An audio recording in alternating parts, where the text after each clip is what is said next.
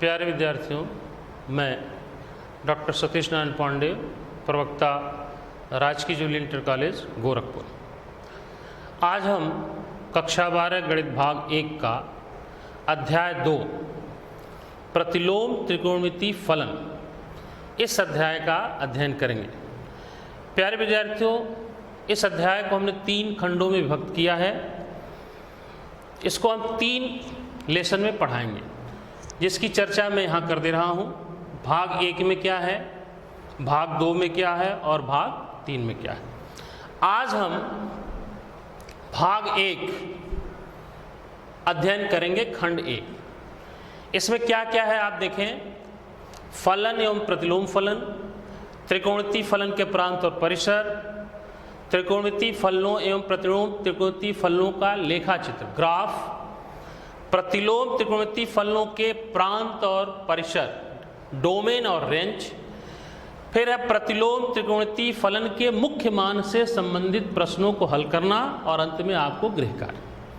तो देखो प्यारे बच्चों, जैसा कि इस पाठ के नाम से ही लग रहा है, प्रतिलोम त्रिकोणमितीय फलन, इसको आप अंग्रेजी में इनवर्स ट्रिग्नोमेट्रिक फंक्शन कहते हैं, शॉर्ट फॉर्म में आप लोग ITF भी कहते हैं।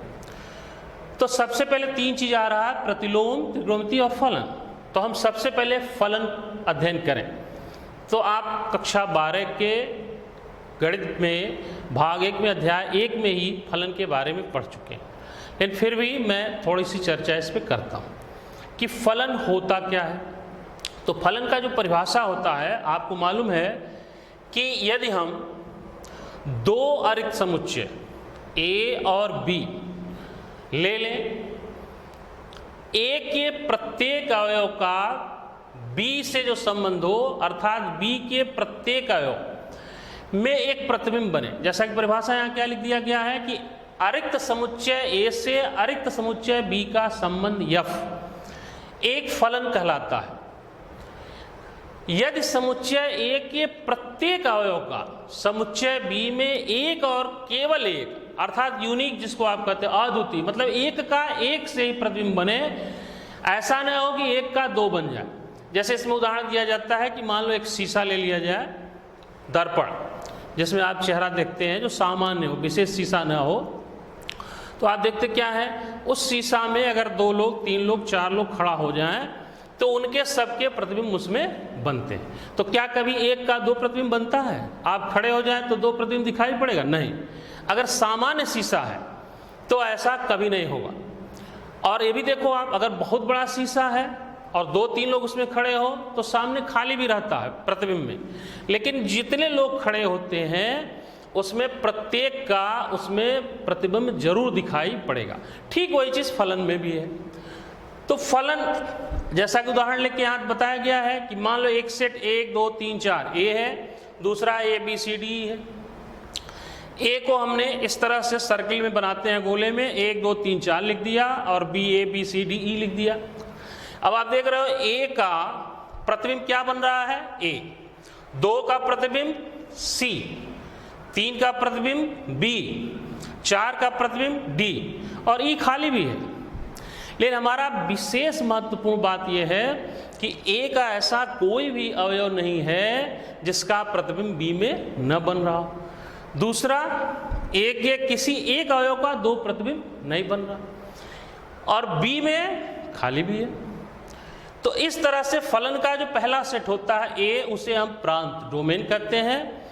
दूसरा सेट जो होता है वो सहप्रांत कहलाता है, और जो प्रतिबिंब बनते हैं उनको हम क्या कहते हैं? परिसर। तो 3 चीज यहां आप जरूर ध्यान दीजिएगा, डोमेन, कोडोमेन और रेंज। हिंदी में कहते हैं प्रांत, सहप्रांत और परिसर। अब आप आइए, फलन हो गया। तो फलन के बाद अब हम आते हैं प्रतिलोम फलन, क्योंकि आपके पाठ का ही नाम क्या है? प्रतिलोम त्रिकोणमितीय फलन। तो आप फलन जान लिए, अब क्या जानना है? प्रतिलोम फलन। तो प्रतिलोम फलन के लिए जो परिभाषा आप अध्याय 1 में ही इसी कक्षा 12 में पढ़ चुके हैं कि कोई फलन F तभी जो है प्रतिलोम होता है यदि वह फलन F जो है वो एकैकी भी हो और आच्छादक भी हो। आप जानते हैं जो प्रचित्रण आप पढ़ते हैं वो कई प्रकार के होते हैं, जैसे एकाएकी जिसको आप कहते हैं, 1-1, दूसरा मेनी वन बहुएक, तीसरा ऑनटू आच्छादक, चौथा जो आपकी किताब में नहीं है लेकिन फिर भी जानना चाहिए अंतरशिप। तो इस तरह से तमाम प्रकार के प्रचित्रण हैं। लेकिन प्रतिलोम होने के लिए क्या है? प्रतिलोम फलन बनाने के लिए अगर फलन एकाएकी और आच्छादक माने दोनों होना चाहिए एक साथ, तभी वह फलन प्रतिलोम फलन होगा।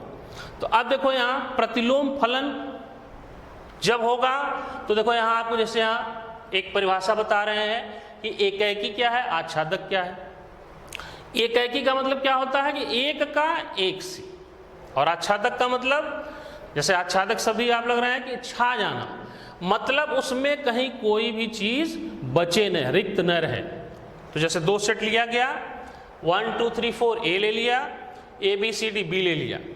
अब देखो ए के और बी के एक नियम यफ है, तो 1 का प्रतिबिंब ए बन रहा है, 2 का प्रतिबिंब बी, 3 का प्रतिबिंब सी और 4 का प्रतिबिंब डी। तो अब देखो ए में ऐसा कोई भी अवयव नहीं है जिसका प्रतिबिंब बी में न बन रहा हो। ए के प्रत्येक अवयव का केवल एक एक प्रतिबिंब बन रहा है, और क्या है, बी में कोई खाली भी ना हो। तो अगर खाली नहीं है, सभी जो अवयव हैं इसमें किसी न किसी एक के अवयव के प्रतिबिंब हैं, तो ये आच्छादक हो गया।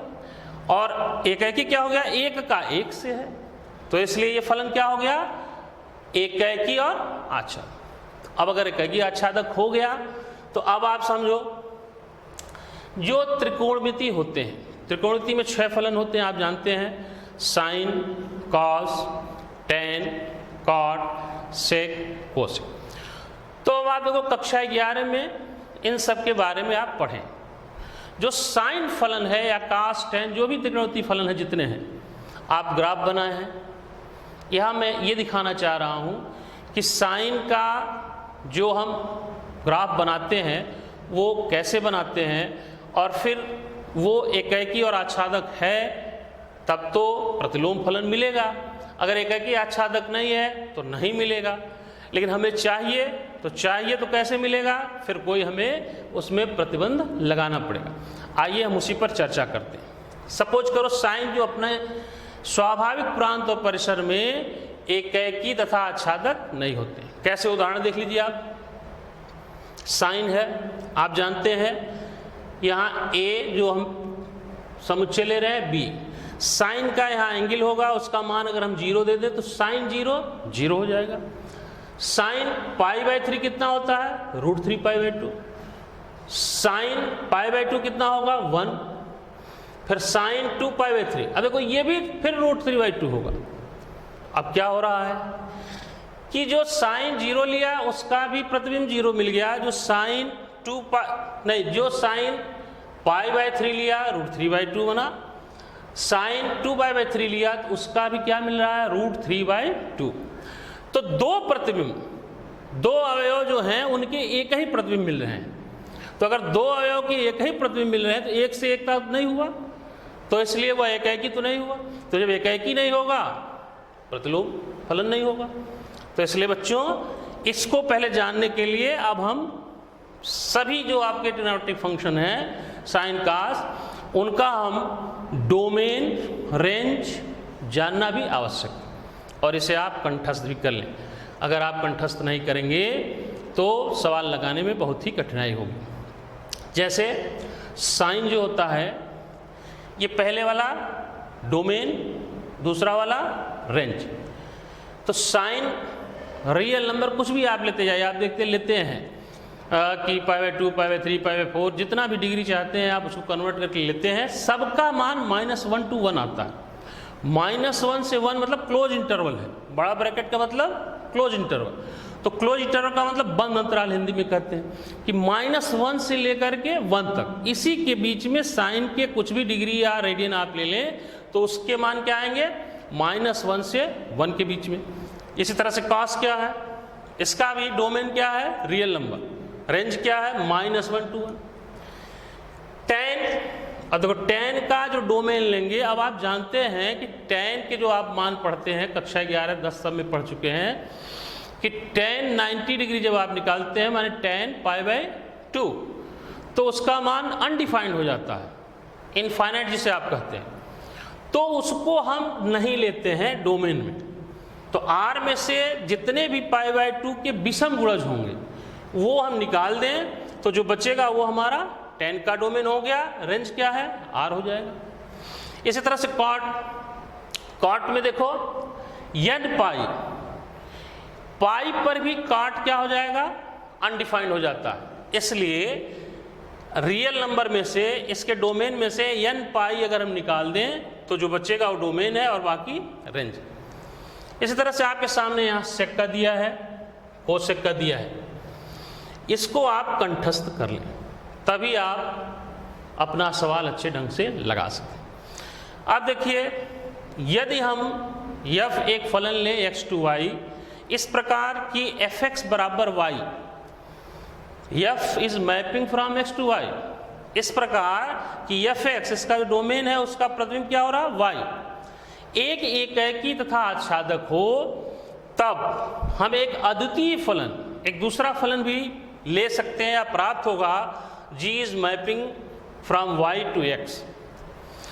इस प्रकार परिभाषित है कि gy बराबर x, जहां स्मॉल x जो इसका एलिमेंट है वो कैपिटल X में बिलोंग करता है, तथा y बराबर x बराबर y बिलोंग्स टू y। अब यहाँ क्या मतलब है कि g का प्रांत जो होगा वो f का परिसर होगा, और g का जो परिसर होगा वो f का प्रांत होगा।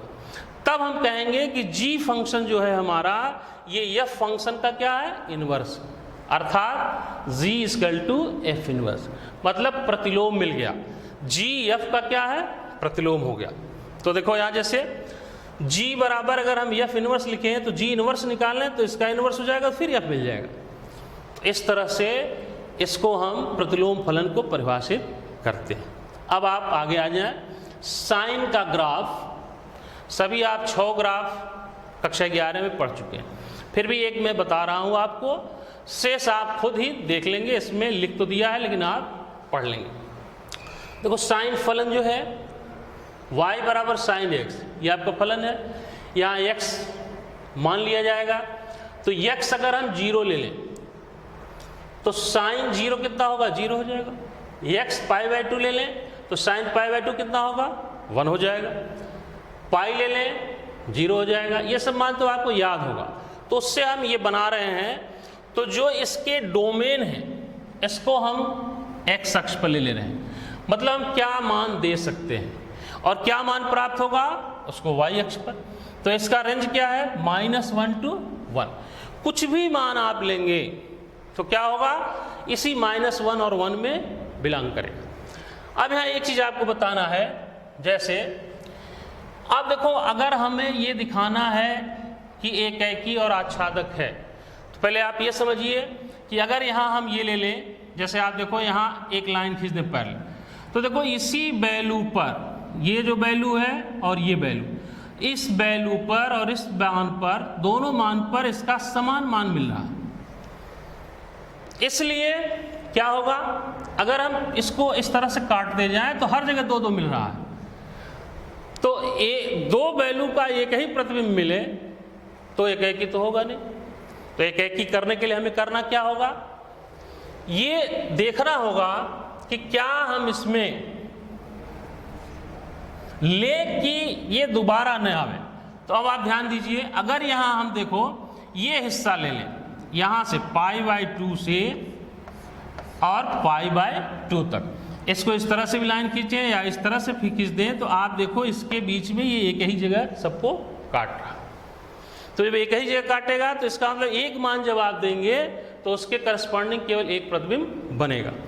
तो ये हिस्सा जो हो रहा है -π/2 से π/2, देखो एक हिस्सा हो जाएगा, π/2 से 3π/2 ले सकते हैं आप, इधर π/2 से माइनस यहाँ आ सकते हैं आप। तो इस हिस्से में आपको एक कहीं भी काटेंगे तो एक ही पॉइंट आपको सब जगह मिले, तो ये एकैकी और आच्छादक हो जाएगा। तो इस तरह से हम इस पर प्रतिबंध लगाएंगे। तो प्रतिबंध कैसे लगा रहे हैं अब आप समझ लीजिए। प्रतिबंध लगाने के लिए हम क्या कर रहे हैं कि अब -π/2 से π/2 एक इंटरवल क्लोज ले रहे हैं, इसमें भी मान हमको वही मिलेगा 1 से -1, तो रेंज तो वही होगा, लेकिन डोमेन क्या हो जाएगा -π/2 to π/2। तो साइन अब इसमें क्या होने लगेगा, एकेकी और आच्छादक। तो अगर साइन एकेकी और आच्छादक हो गया तब फिर क्या मिलेगा, प्रतिलोम फलन मिलेगा जो साइन इनवर्स कहलाएगा। अब आप समझे यहां,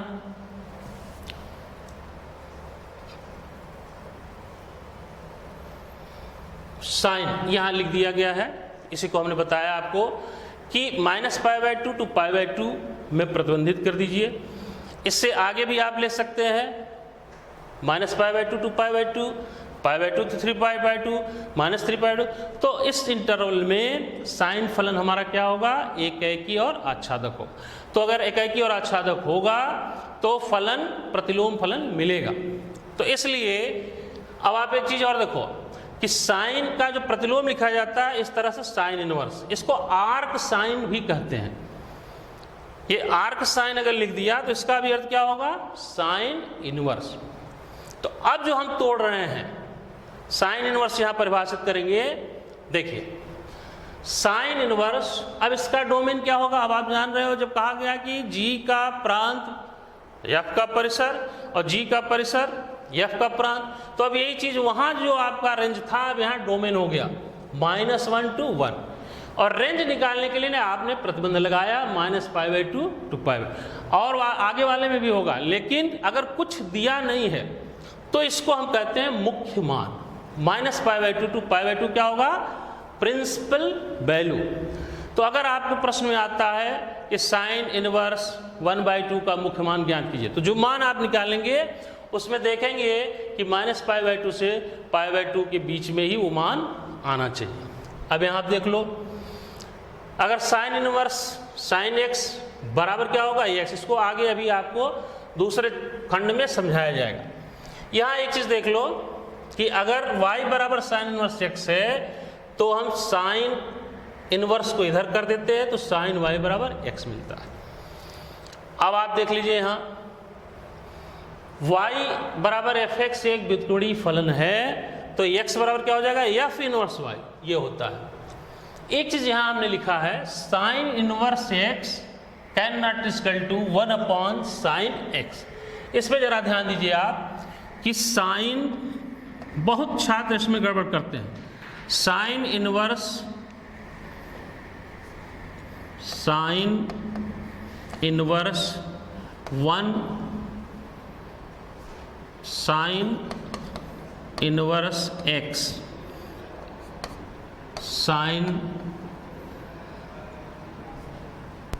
1/sin x, बहुत छात्र ये करके आते हैं, जबकि ये गलत है।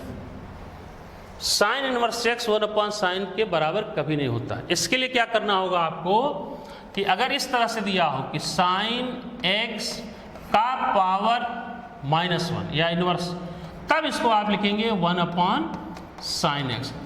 तो प्यारे छात्रों ये जरूर आप ध्यान रखिए कि ये गलती कभी भी ना करिए। चलिए आगे देखें,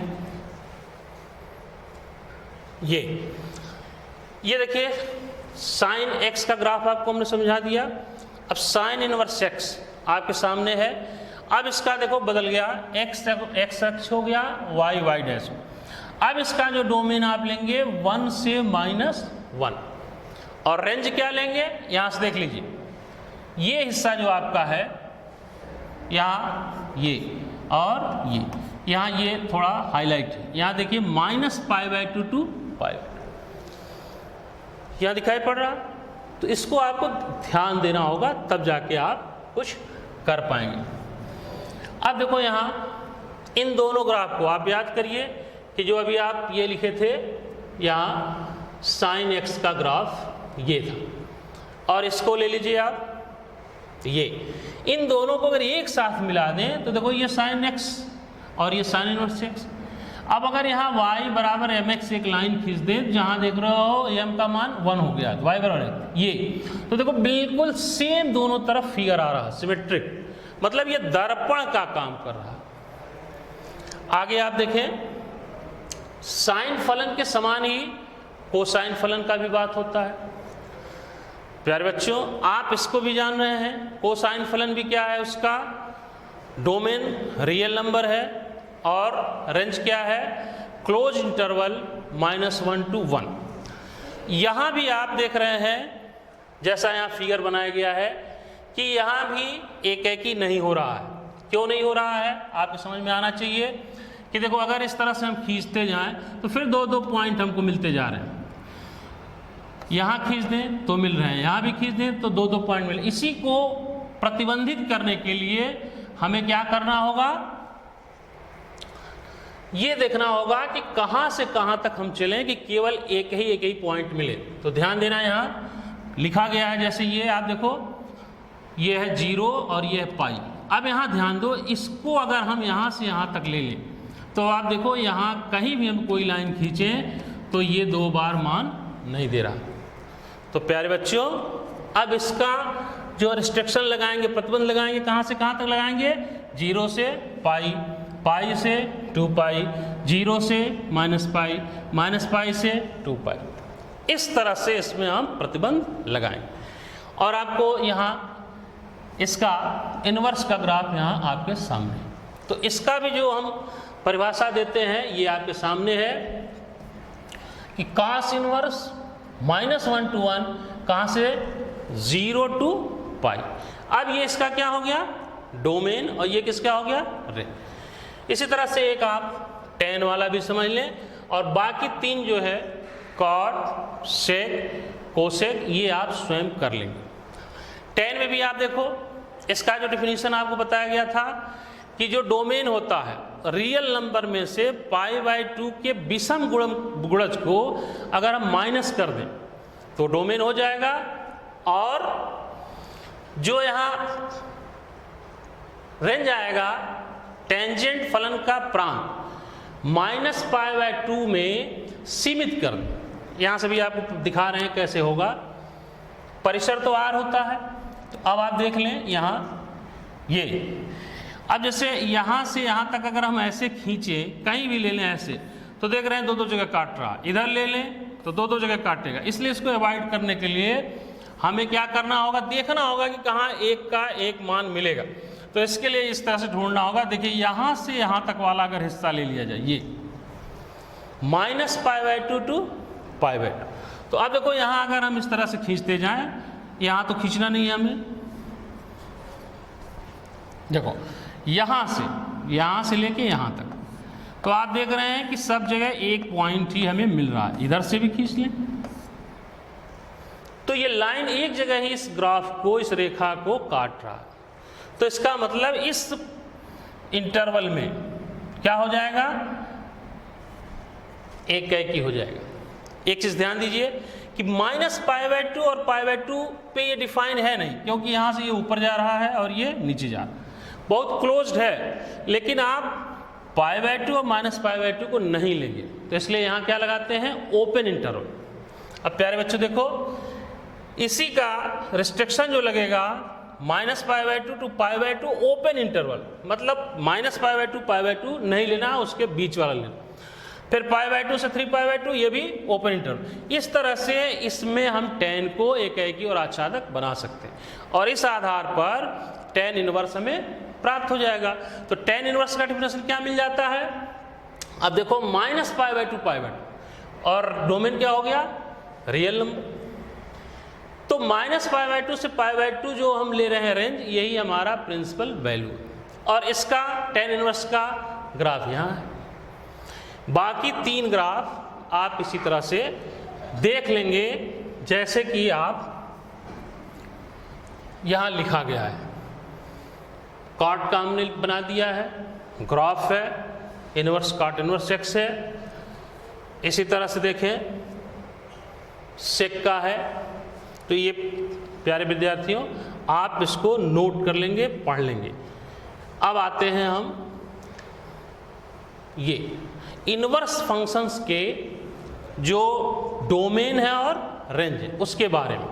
देखो प्रांत और परिसर, अब देखो बदल गया, जितने भी साइन के फलन में डोमेन रेंज थे वो अब डोमेन हो गए, और इसको आप तो निकाले हैं। तो साइन इनवर्स का -1 to 1 -π/2, कॉस इनवर्स -1 से 1 0 to π।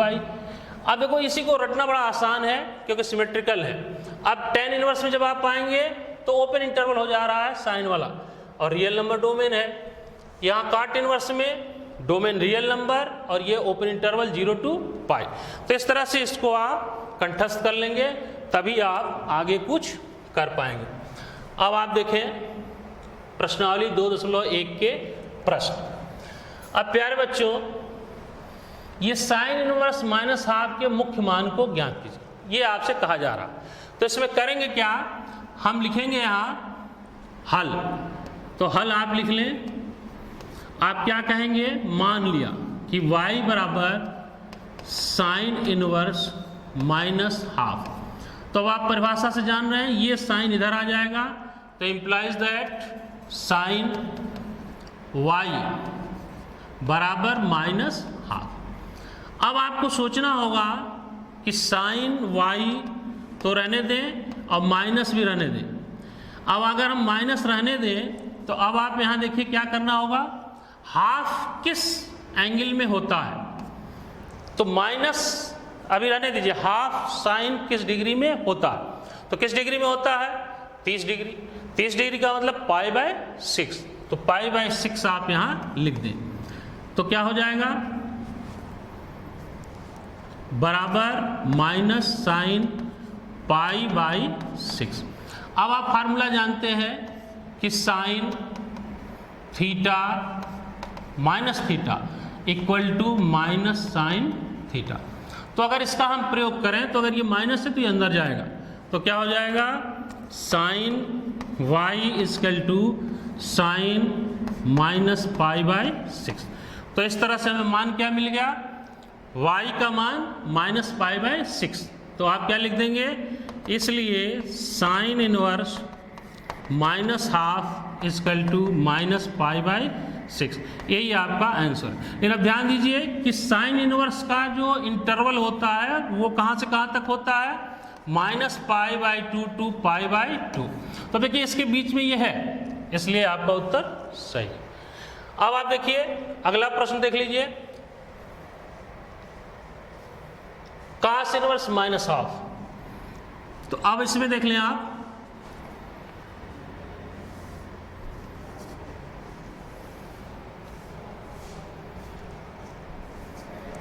प्यारे बच्चों कि यहां भी वही चीज आप लिखेंगे, हल लिख दिया, मान लिया y बराबर कॉस इनवर्स -½ फिर इसको इस तरह से लिख दीजिए, कॉस y इक्वल टू -½ अब आप सोचें कि -½ माइनस बाहर हाफ कहाँ होता है, तो हाफ होता है π/6, अरे π/3 में, तो यहाँ आप लिख देंगे π/3।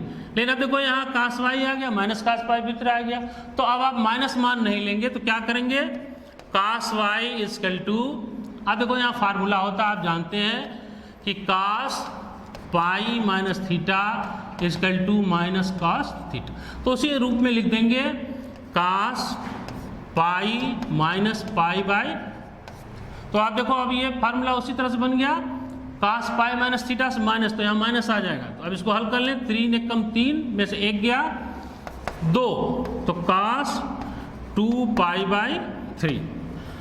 तो इसी तरह से आप अब क्या लिख देंगे, इसलिए cos इनवर्स -½ इक्वल टू 2π/3, ये आपका हो गया। अब इसको भी देखिए कि आपके इंटरवल में है कि नहीं है, कहाँ से कहाँ तक लेना है, 0 से, तो इसके बीच में है ये, क्योंकि यहाँ 3 × 6 = 18, 6 दूनी 12, 120 डिग्री, तो इसलिए इसके बीच में ये है। अब आप आ जाइए अगला सवाल, ये है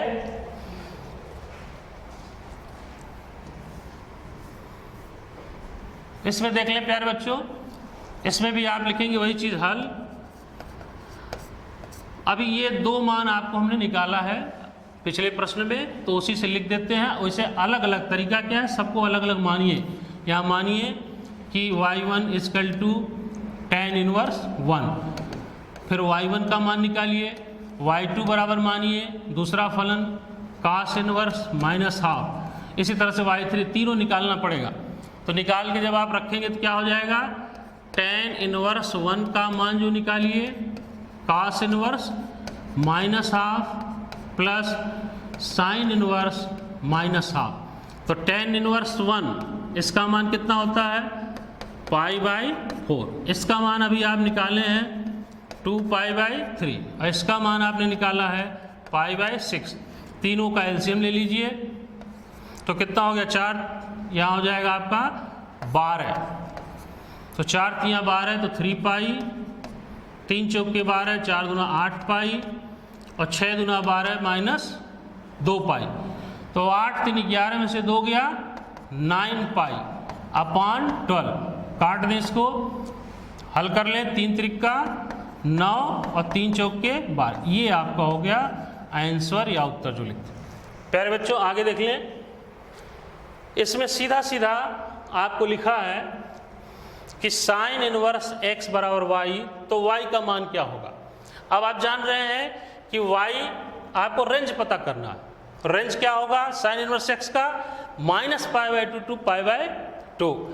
लेकिन अब आपको करना क्या है, देखना है कि यहाँ क्लोज इंटरवल है कि नहीं है। यहाँ देखिए ओपन इंटरवल है, यहाँ क्या है क्लोज इंटरवल, इसलिए ये बी वाला सही होगा। और आप गृह कार्य में अब जितने अवशेष प्रश्न हैं 201 के, इसको आप हल कर लें। धन्यवाद। अगली कक्षा में पुनः खंड 2 पर विचार किया जाएगा।